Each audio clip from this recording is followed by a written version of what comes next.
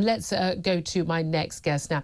Ahmed Eldin is a journalist. He's an American-born journalist of Palestinian descent. During his career, he has worked as a reporter for broadcasters including Al Jazeera and the BBC. And I'm glad to say he joins us now. Good afternoon to you, Ahmed. Good afternoon, Julia. Thanks for joining us. Do you think it is possible for Israel's ground invasion against Hezbollah? They say Hezbollah, not the Palestinian people, not the Lebanese people, when they say it will be limited, localized and targeted. Do you think that that is both achievable, and do you think it will actually achieve their aims?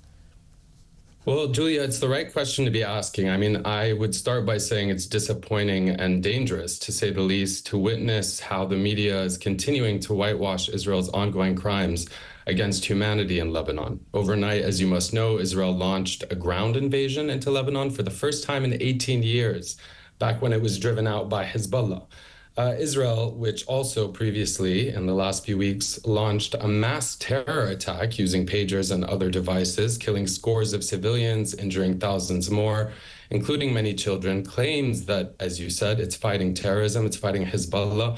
But in fact, what is happening, the reality on the ground, is that Israel is terrorizing the people of Lebanon, much like it's terrorizing the people of Gaza.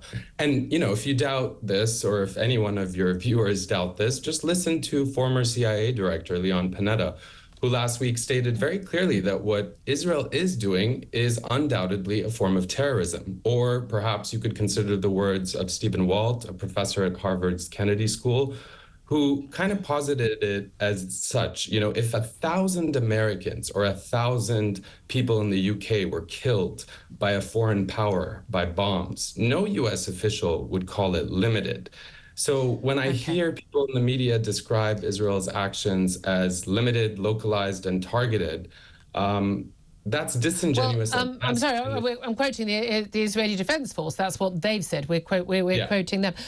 I think it's quite the opposite of pretty much everything that you've said. I mean, by the way, you quoted a few key people involved in the CIA, and like, actually there are many others who would argue very differently. You can always find people who disagree. It's a wonderful thing that we get to do in Western democracies. Of course, we get to have different opinions. Here's the thing: I don't think the media is whitewashing at all. On the contrary, the media around the world, particularly the British and American media, are holding Israel to a far higher standard than they've held ever their own countries in terms of their military and their military action. You talk about crimes against humanity. Like, the reality is those pages. No. I let you speak for a long time. Ahmed, when you make these assertions, you need to back it up. How is the media doing that? Because it's not. Well, how is the media doing that? Because every single day I watch and listen to a wide range of British media, and I see a lot of American media as well, and particularly British media, is extraordinarily anti-Israel on a daily basis. But I don't want to get into conversation about the media. I don't think that's really of much interest to people who are on the ground, whether in Israel, in Gaza, or in Lebanon, who are dealing with this. You say there was a mass terror attack with the pages. You talk about this as an invasion of Lebanon. The reality is there was a UN resolution dating back quite a few years, which has required the United Nations, the Blue Helmet forces, to have provided this buffer zone to prevent Hezbollah launching rockets against northern Israel. The UN has failed at that. Israel has suffered Hezbollah rockets into their territory since October the 8th. What would be, this is the question I always ask people who think that what their actions are wrong, what would be an acceptable response for Israel to give to rocket attacks from Hezbollah on a daily basis for a year? Well, I would take issue with your framing and your facts. Really? Because, yeah, I would. Is any of that for debate? Are you saying Hezbollah haven't been firing rockets? This is becoming comical. You asked a question, you spoke for a long time. Do you want me to answer your question? Okay, yeah, go on. Great, thank you. So you're right, the UN has failed. It's failed to protect the citizens of Lebanon, of Palestine, of Gaza, of occupied Palestine, I should say. And you selectively chose one UN resolution to bring up. Of course, you must know that there are dozens and dozens of UN resolutions. We're talking about the invasion of southern Lebanon. That's the conversation we're having. That's why I brought up that resolution. Yeah, right. And I would say to you that the media is important because it manufactures consent for the invasion of Lebanon, much like it manufactures consent consent for genocide. And as you must know, both of those crimes, which Israel is being found plausible of committing genocide by the ICJ, are grave, can I just finish? Are grave violations of international law and humanitarian law. We've heard that from the Deputy Prime Minister of Belgium. Could you answer the question I asked you? Yeah, I am. This is not a war against Hezbollah. It's a war against Lebanon. It's, for example, Israel has leveled entire residential blocks in Beirut. Why have they done that? Well, the reason that they've done that is because they're hell-bent on reoccupying Lebanon. As you know, Israel's history in Lebanon, they invaded in 1978 and 1982. They occupied the south until 2000. And perhaps your audience doesn't know that Hezbollah is the byproduct of Israel's brutal expulsion of the PLO from Lebanon. And similarly, Hamas emerged from Israel's violent suppression. Right. Why would Israel fighting the front in the southern and eastern parts of their borders? Why would they want to have a war against Hezbollah? Well, a war against Lebanon. Why would they want to do that? They claim that that they are basically targeting Hezbollah munitions, Hezbollah militants, a proscribed terrorist organisation, according to British and American governments, an organisation, a military group that has taken over an awful lot of Lebanese, well, not just military, but also civil society and government as well. Why would it be in Israel's interest at this moment in time to launch a war against, in your words, Lebanon, as opposed to, as they claim, Hezbollah, a proscribed terrorist organisation? Well, first of all, I would say, are you familiar with Ben Gvir, the minister? Minister, yeah. Yeah. Do you know that he's a convicted terrorist, charged and convicted of terrorism, and he leads the Israeli government? So you want to talk about, the boogeyman, you want to frame Hezbollah and others as terrorists without... I'm not framing them as terrorists. They're a prescribed terrorist organisation. Let me finish. I don't know that it's in Israel's interest to do what they're doing. I think it's a miscalculation. And I'd like to ask you, if Israel or any other country leveled entire residential blocks in London, what would you not call that terrorism? Would you not think that warrants? Actually, we did this during the Second World War, bombed Dresden, leveled whole neighborhoods, and why? You know why? Because that was a war aim at the time. But you know perfectly well why the IDF has gone into Gaza, why they're currently going into southern Lebanon. It is because there are terrorist organisations there whose entire raison d'etre is not the cause of the Palestinian people. It is the eradication of the state of Israel and the killing of all Jews. And let's face it, the infidels, including me and many other my audience as well. And that their reason why that they go into civilian areas is because that is where those terrorist organisations have placed their military, have placed their combatants. It is their choice to do that. Which, by the way, is a war crime. Hold on, Julia. I'm sorry. I'm not going to allow you to parrot and peddle. Was any of that not true? Israeli propaganda points. No. Was any of that untrue? No, let me just explain to you why that's very problematic. Israel may flatten neighborhoods, occupy southern Lebanon, even wage war against the entire region. But let's not forget, the reason that Israel is doing this is because Israel is a settler colonial project. This is not an opinion. You don't believe that that's true? They're doing it because they were the victims of the worst massacre since the Holocaust on October the 7th last year. That's why. And what happened since October 7th? What's happened? They've tried to. They have tried to oust the terrorist group that attacked them. Have they not killed 30 times more innocent civilians, human beings? Well, we don't know whether we've got a death toll of 40,000 in Gaza. About half of those are thought to be militants. You don't know if they've killed thousands of civilians and children? You don't know if that's true? No, I don't know the exact number. You gave a multiple. You're saying that you don't know. We still don't even know the death toll from the Iraq war. I find it unlikely we would know the death toll every single day in Gaza, given the chaos there within hours. Regardless of what the actual number is, are you saying that have innocent men, women, and children died? 100% they have. And I believe that those deaths are the responsibility of Hamas. You're saying it's okay for Israel to kill tens of thousands. No, it's never okay. Okay, however, if it's not okay, if killing 1,000 Lebanese people in a week, including 50 children, is nothing to celebrate, is not Well, okay. there's a difference between And we celebrating must ask it. ourselves, why is Israel, to your point, dropping 80 tons of explosives to destroy civilian neighborhoods? Is that self-defense? We know why they're dropping. Is it a war weapons. crime, or is it a violation of international law? No, it's not a war crime. They are dropping rockets to destroy munitions hidden by terrorist groups in civilian residential homes. So isn't Israel also a terrorist group if their own minister, is convicted and charged with terrorism? No, it's called self-defense. It's called self-defense. You're saying Israel has a right to defend itself on another nation's sovereign territory? That's self-defense? Yes. Perhaps you should read humanitarian law. Julia, with all due respect. Literally, I don't think you understand international law makes it very clear that one war crime does not justify another. No. International law also makes it very clear that Israel does not have a right to self-defense on land that it occupies illegally in contravention to not just international law. I don't take much notice of what the UN thinks about anything, to be honest with you. It's been 42 years since the United Nations, which, by the way, Israel has demonized and disregarded and discredited. It's been 42 years since the General Assembly has voted that Israel's occupation, that Israel is illegal. Yes, I know. The UN has been totally, again, I don't have much time for the UN. I'm not going to go into the history of the UN.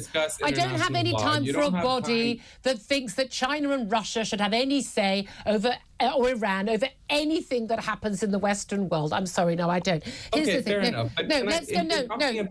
Ahmed, I'm trying to get back to the point of the question we were talking about. Go ahead. What do you think? Let's go back to the second question. What would be an acceptable reaction from Israel to having rockets fired into their territory for a year and 60,000 of their people displaced? What do you think would not be a war crime and would be acceptable? Let me ask you a question. You're saying answer my question. I'll answer your question. It's a really easy question. Yeah, it's a really easy question. 60,000 people displaced is very concerning in Israel. What about 1 million people displaced? What about? I don't know that. So what would be an appropriate response from Israel? What would you find acceptable? You've told me all the things that they've done and that you could do that would be war crimes. What would be acceptable to you? I would find it acceptable if Israel stopped violating international law, stopped mass murdering children, and if the US and the UK, who say they want a ceasefire, but their words ring hollow as they continue to arm and defend Israel's campaign of terror, their campaign of invasion and genocide. No, let me finish the point. If the US or the UK or any of the world powers were serious about so-called peace, then they would have withdrawn support or stopped vetoing UN ceasefire resolutions, which would have stopped, as you said, the killing. They would freeze weapon shipments, as your government has tried to do with just... Well, except our weapon shipments are neither here nor there. It's more of a diplomatic damage they've done to Israel on that front. But can I just summarise what I think you've said? What I think you've said is...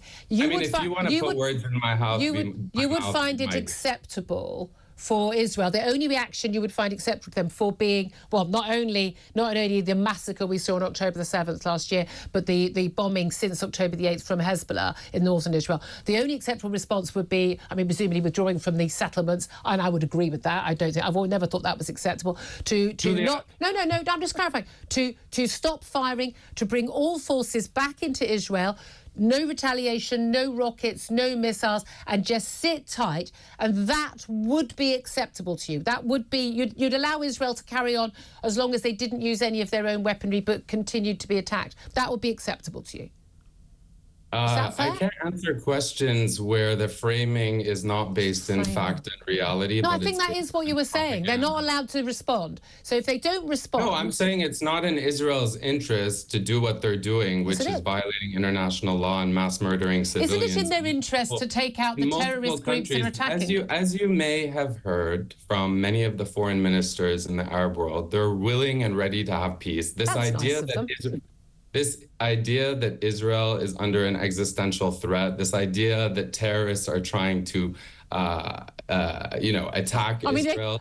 Crazy. Why would Israel think that? I mean, it's just crazy to think that. The whole October the 7th. Look, all those rockets from Hezbollah and the constitution of Hamas and what happened on October 7th. So Julia, what you're saying is, what you're saying is Israel as a sovereign country has a right to defend against these small rocket attacks that don't do a lot of damage. Can I finish? Yeah, because it's disproportionate if we compare it to Israel's attack. But let me just for the sake of argument, do you think that Lebanon, a sovereign country, has a right to defend itself against Israel's attacks, which many global leaders are calling terrorism? Again, just because someone calls something terrorism doesn't necessarily make terrorism. I'm sorry. Does Lebanon have a right to defend itself? A very simple question. It does. You want to have an entire conversation about Israel's right to defend itself? Lebanon has a right to defend itself. But what the Lebanese people should probably want is to defend themselves against Hezbollah, which is the cause of their problems. That's in your very uninformed opinion. I know.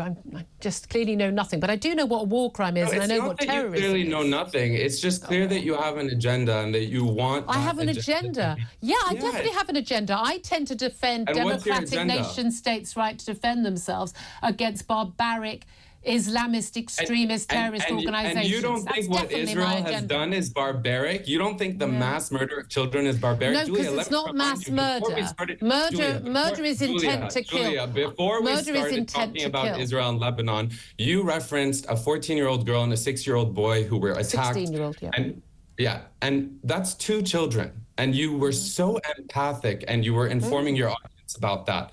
What about the tens of thousands of children who have been killed by Israel? Absolutely horrific. It's justifiable? Is it justifiable? It's not a question of whether it's justifiable or not. It's not a question. So now you're saying... No, it's about intent. Is Israel deliberately targeting innocent Palestinian people in Gaza or in Lebanon? No, I do not believe they are, because it doesn't make sense for them to do so. It's an accident that Israel... No, it's not an accident. It is a deliberate policy of both Hezbollah in Lebanon and Hamas in Gaza to deliberately place their militants, their tunnel entrances and their munitions, their rocket silos in civilian areas, under hospitals, under schools, under civilian homes, deliberately, so that they, A, can't be attacked, and B, if they are attacked, that the civilians will die. It is Hamas and Hezbollah who have put those civilians, particularly those children, in harm's way, and they are the ones who are taking great joy and pleasure in those children dying, because it does their cause good, because people like you go on television and defend it. This might make good television for your audience, but I prefer facts. You're asking every single thing I said was a fact. You're asking why are they... Where is the Mossad headquarters? Is it not in the middle of Tel Aviv? Yes, and it was under attack, rocket attacks by Hezbollah. So why do they put the Mossad headquarters in the middle of Tel Aviv amongst the civilians? Why is the head of MI5 and MI6 in headquarters? That's a great question. So why do you ask that question of Hezbollah in Lebanon or of Hamas in Gaza? Oh, that's so sorry. Israel does the same thing? Ahmed, that's an... Sorry, what? Why would... What, do you know asking? Do you know what MI5 and MI6 do? They don't have a network of tunnels that they build the entrances underneath hospitals, because that would be a war crime. With all due respect, it's very problematic for you to reference these things selectively and choose to focus on war crimes only in the context of Israel defending itself and having a right to do I've got an answer to the question I really wanted, which is what would Israel do that would be acceptable? Israel should end its occupation. Nothing is the answer. And it should not invade sovereign countries. Okay. It should not target civilians. It should not kill thousands of civilians. That's what I'm about 5 minutes over time. I'm only going to have to end this because they are shouting in my ear to end this interview. For the Israeli people as well as all people. Okay, Ahmed Eldin, this has been very enlightening. Thank you very much indeed